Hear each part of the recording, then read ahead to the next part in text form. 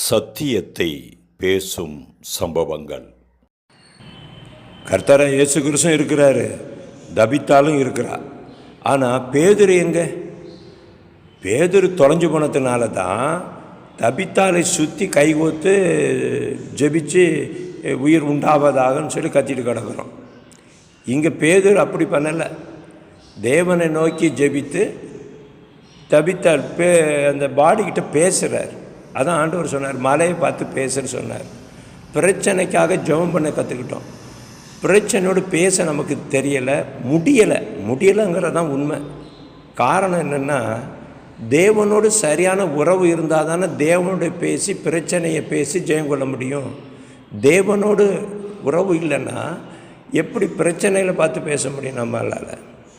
இப்போது நமக்கு தேவை என்னென்னா, தேவனோடு சரியான உறவு வைத்திருக்கிற அந்த ஐக்கியம் நமக்கு தேவை. தேவனுக்கும் நமக்கும் சரியான ஒரு லிங்க் இருந்துட்டால் பிரச்சனையை பார்த்து பேசுவோம், அது அறுப்புண்டு போகும்.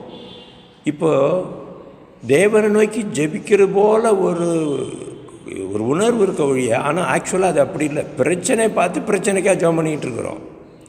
இதுக்கெல்லாம் அடிப்படை காரணம் என்னென்னா, பேதுரு காணாமல் போனதான்.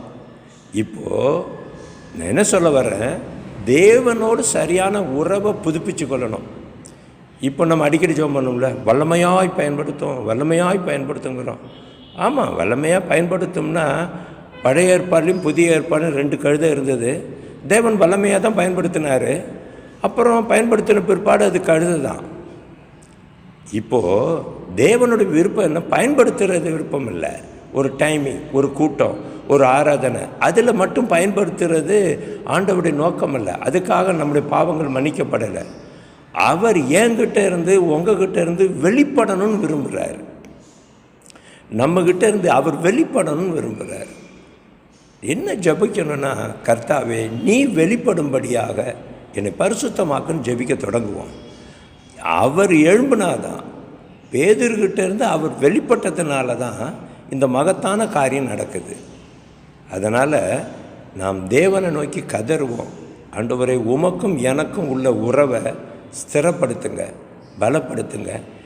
நீங்கள் என்னிலிருந்து எழும்பும்படியாய் மகா பரிசுத்தமுள்ள ஸ்தலமாக என்னை நானே பிதா குமாரன் பரிசுத்தாவின் நாமத்தினால கர்த்தருக்கே பரிசுத்தன்னு பிரதிஷ்டை பண்ணுறேன்னு சொல்லி ஒவ்வொரு நாளும் அடிக்கடி நம்ம அப்படி ஒரு பிரதிஷ்டைக்குள்ள ஒப்பு கொடுக்கலாம், பிரதிஷ்டையை புதுப்பிக்கலாம். வெளிப்பட வாஞ்சிக்கிறாரு. நீங்கள் ஒன்றும் இயேசுவை வெளிப்படுத்த வேண்டாம். உள்ள விஷயம் இல்லாமல் இயேசுவை வெளிப்படுத்த முயற்சிப்பது அது சுயம். இயேசு உள்ளே இருந்து வெளிப்படுவாரானால் அது தேவனுடைய சித்தம். தேவன் நம்மை சரியான பாதையில் நடத்துவாராக, சரியான ஒரு சுத்திகரிப்புக்குள் நம்மை நடத்துவாராக.